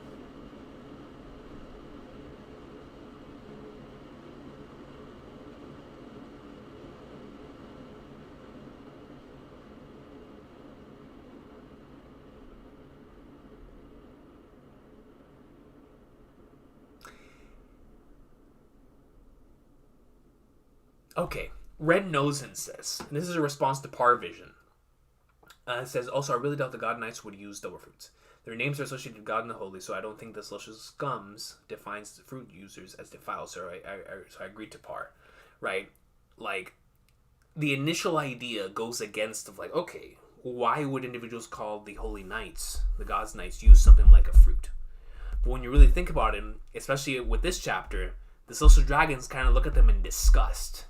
Like, man, screw these guys, right? So it's like, okay, if that's the case, then most certainly they have to be contaminated in their eyes in some way, shape, or form. Which is why I love the idea Recon brought up earlier about them potentially either being marked in some way, shape, or form, man, marked by flame stuff, whatever it is, right? Or by eating these fruits, as presented by Par. And I think that's just, either of them are really good ideas. I got you, LJ. No, it says, because I see where you're coming from, right? Like, we've got a chapter dedicated to each one of them. It's just the way this chapter ended halfway through. It can't end there, man. It can't. And like I said, I want to see Luffy as bad as anyone. You know, as any of the Straw Hats, but especially the King. Oh man, that's an automatic 10 out of 10 chapter. I see the King. But it's like, man, we gotta see what Sabo saw next chapter, or even if it's not next chapter, following chapter. You know.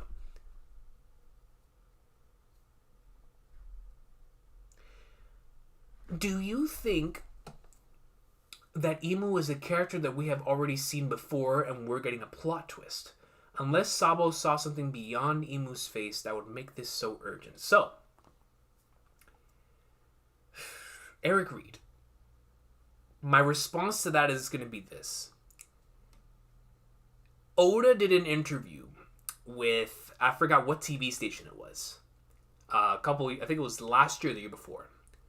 Where he was talking about how if he revealed the identity of Instant Messenger Sama to the people there, they would find it to be boring. That's all Oda said. When the editors attempted to say something else, Oda was just like, no, that's it. It would just be boring. And when he said that, I would try to put it into context. Like, what Oda's trying to say is, if we were to learn who Imu is without any context, it wouldn't make any sense. We'd just be like, alright, so what? Like, let's just say this character is like this thing or that thing. Like, what does that matter to us? Which is why he needed to set the table with context. Which is why I'm so interested on seeing what it is Imu actually is, because that context is going to be paid off in full when we see, what happens on Naked Island. Because whatever happens here is going to have major payoff from what happens there. So, with that being said, in response to your idea here, with Imu potentially being a character we've already seen before, I don't think Imu is a character we've seen before. Specifically because of that. But, definitely, I believe it's something that Sabo saw. Sabo saw this character. I mean, already seeing someone sitting on the empty throne is crazy enough. But there was something within the character, whatever they did, or something about them, that made Sabo just like shake, sweat like a dragon, you know? So Eric Reed, that's my thought process on it based on what Oda said himself. That if we were to find out, if it was a character that was already introduced in the series, that would have all of us going crazy. But because it would be boring if we didn't know who the character already was, then that leads me to believe that this is a brand new character. Brand new character design, somebody that we do not know, besides the name Imu.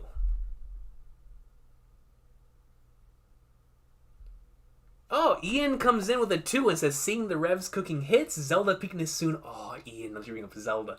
So, on Friday, because this Mother's Day weekend, the family is going to be out a good majority of the weekend, right? And I was like, hold up, man. I told my brother, whenever I got home today, I was like, listen, man, I am putting Zelda to download. the moment it becomes available, we are not leaving this house until Zelda downloads. I'm not leaving this house. I make myself crystal clear. We are not leaving this house until Tears of the Kingdom is fully downloaded and playable with all updates and everything. And it's not happening. We are playing Tears of the Kingdom until my battery runs to 0%.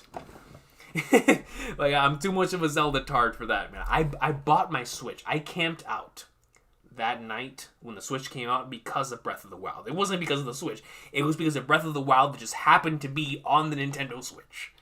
Alright, so it's just my love for that franchise. And so when Tears of the Kingdom comes out, brother, we're in the lake swimwear. We are in the lake swimwear, man.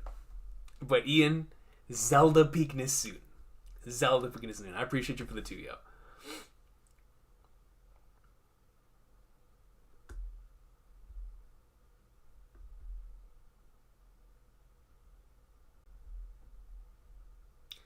Ever read Koi no Katachi? That's Silent Voice, right? I've only watched the movie, Sung Jin-woo, for if that is that Silent Voice.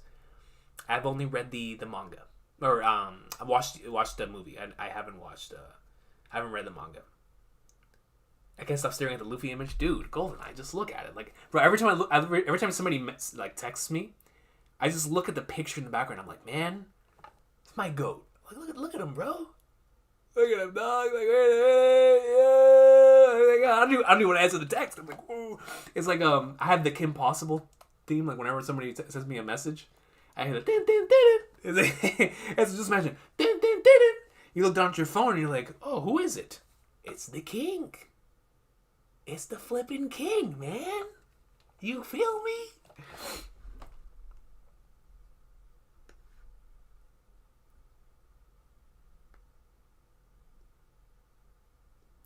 Yeah, missed.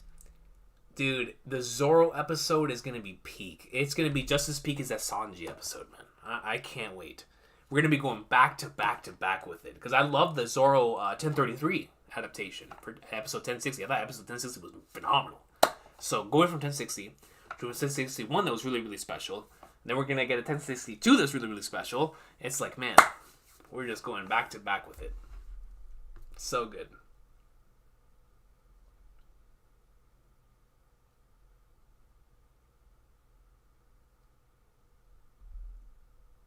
Caribou for Nakama. You know, peanut butter and wafers, I'd be down for it. This is Oda. I was down for Caesar joining back in like Punk Hazard, and that was when he was at his absolute worst. So, but that's because I love Caesar. Is genuinely one of the most entertaining characters. Gangster Gastino is a little more entertaining than Caesar Clown, but those two characters, I was down for. Honestly, I was like, yo, it would be really cool to have someone like that on the ship, but because it didn't happen. Yo, Caribou, I mean, he's already in the ship anyway. He is one of the only individuals in the One Piece verse that potentially could have heard Luffy's dream through that barrel. You know what I mean? So if that's the case, yo, then man, he might be a straw hat. He might be a straw hat. I beg you to just try out Ravages of Time, man. Trust me, you would love it. Like Kingdom of more philosophical, the character writing peaks and monologues out of this world. Dude, I really need to try out Ravages of Time, man. I do. I've heard so many great things. You sung its high praises. I need to definitely give it a shot.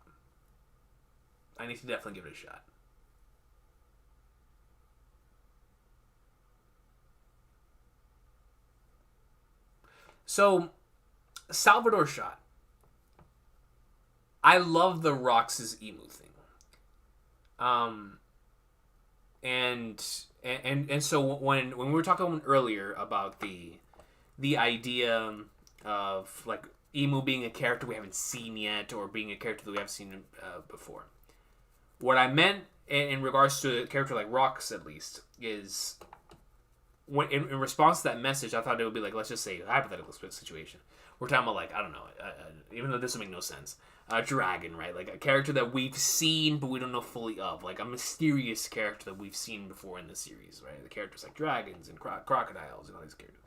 That's what I was referring to. What I was not referring to, though, is a character like Rox that we only know of, but have only seen in silhouette.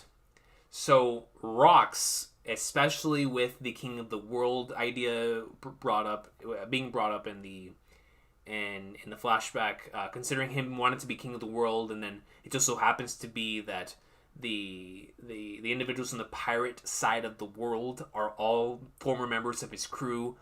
I just thought that was very interesting. I thought it was a very interesting idea whenever the whole Rocks thing was brought up in the first place with the Whitebeard and Big Mom and Kaido being under his crew. I just thought that was a very interesting idea, right? What about if Rocks is Emu, considering that if he wanted to become king of the world, what better way than to dominate on both sides of the spectrum? You have your former the individuals, your subordinates in the pirate world, who are now ruling the seas. And on your side of things, you're the king of the WG, you're the king of the Celestial Dragons. Like, what better way to go about it? And so I still would love that to be a possibility. The only difference that I have now, my thought process now in comparison to when that chapter dropped, when we got that information from Ultimate, is now I'm a little on the new character side of things, because it's that flippin' interview.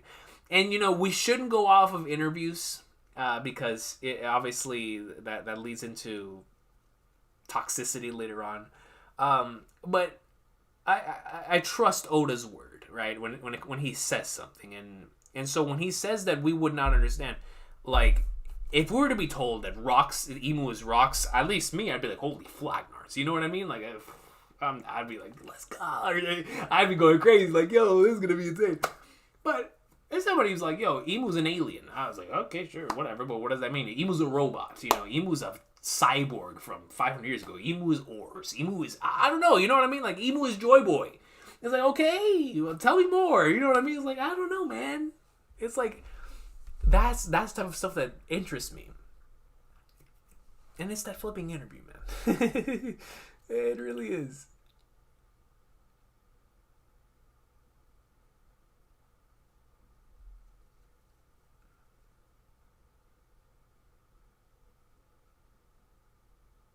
Emu is Garp's mom for sure. I'll take it.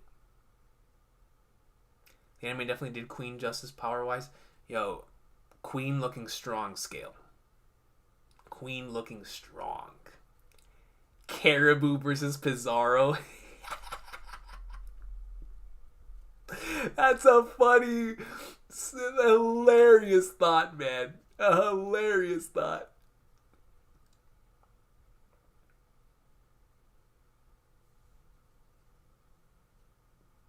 Caribou has been with the strides longer than Jimmy. Yo, y'all gotta chill with this Caribou stuff, man. Y'all gotta chill with the Caribou stuff. If Rocks is an Emu with Memory Flames or the Eye Patch Power, I'm just gonna assume he'll remain a historical legend. Rocks. Well, the lurking legend for me is most certainly Rocks. Rocks/Emu, because they both came around introduced around the same time, right? Like Rocks, the idea of Rocks was brought up in chapter 907, and then in 908 we saw Emu. So it's like the lurking legend idea can be shared between both of them. Rocks in particular because of the connection with Whitebeard. So most certainly the lurking legend thing is there. But in regards to the Eye Patch Pirate, I'm so interested still in the Eye Patch Pirate thing for sure. Definitely still interested on that. And the Man War by Flames thing, which I loved Recon's idea from earlier. We need a riot to bring back those Twitch streams. Vortex, man. I'm telling you, dude. Soon. Well, no, I'm not going to say soon. Someday. Someday. Hey, and that someday could be tomorrow. Though I wouldn't count on it. What's tomorrow? Thursday?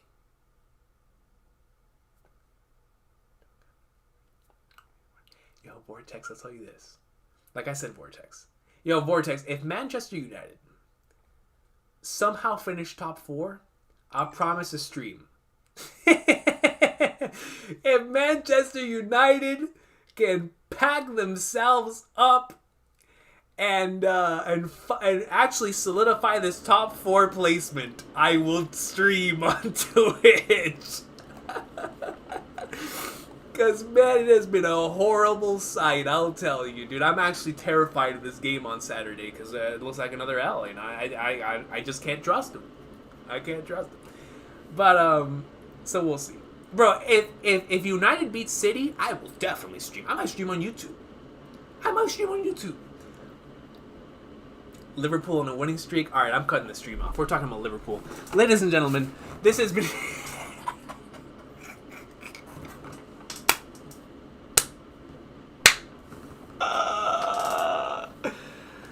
Oh, man, ladies and gentlemen. This was an awesome one. 2 hours in. Yo, I can't believe we're actually getting this, this Liverpool. Weird. Bro, y'all ain't packing nothing up, man. Y'all ain't packing nothing up. But, on a serious note, the, what's that called? Twitch stream soon. No, not soon. Someday. And that someday could be tomorrow. Alright? Someday could be tomorrow. But, you feel me, Salvador? Should I look at it again? I received a text message and I was like, whoa, what is this? And I was like, oh. It's the king, you know? It's the king. But, on a serious note, y'all, hope everybody has an awesome day. Take care. It's been a fun week for video games, honestly, across the board. No matter what you're playing, I've been having fun with Apex Legends Season 17. The little bit of it I've been able to play. It's been a lot of fun. I know Fortnite just recently dropped like Eren Yeager, and they had another thing this week. Call of Duty had just recently released like the ranked Warzone stuff. There's been a lot of updates for multiplayer. Dead Island 2 just recently came out. I haven't had a chance to play that. Advanced Wars came out. I definitely love that game. I was playing that. Resident Evil 4 before that. A lot of craziness. The Street Fighter 6 demo was pretty good. The beta drops later on this month. That'll be a lot of fun. Zelda obviously coming out later this week. We have the official Street Fighter 6 coming out next month. We're going to have Final Fantasy 16 coming out next month. Trails into Reverie coming out the month after. It's just a really fun time for just everything. Video games, anime, of course our beloved One Piece, NBA playoffs. Just it's a good time, man. So, I will see y'all next time. I hope everybody has an awesome day. Take care. Once again, thank y'all so much for watching on this wonderful Wednesday night that is now turned into a Thursday morning.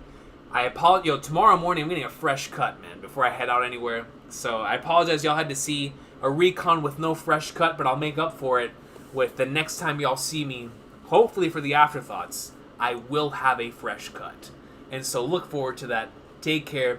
Par, I see you in the chat, brother. We need to connect soon, my man. Talk about some greatness. We gotta talk about some video games too, bro. You know what I mean? Yo, Par, I'm telling you. Let's make it happen. Video game stream, you and me. We'll take care of business. And then we'll talk about some One Piece. But I appreciate y'all, man. Thank you so much for watching. Take care. And Vortex, no Liverpool around here, ladies and gentlemen. No Liverpool.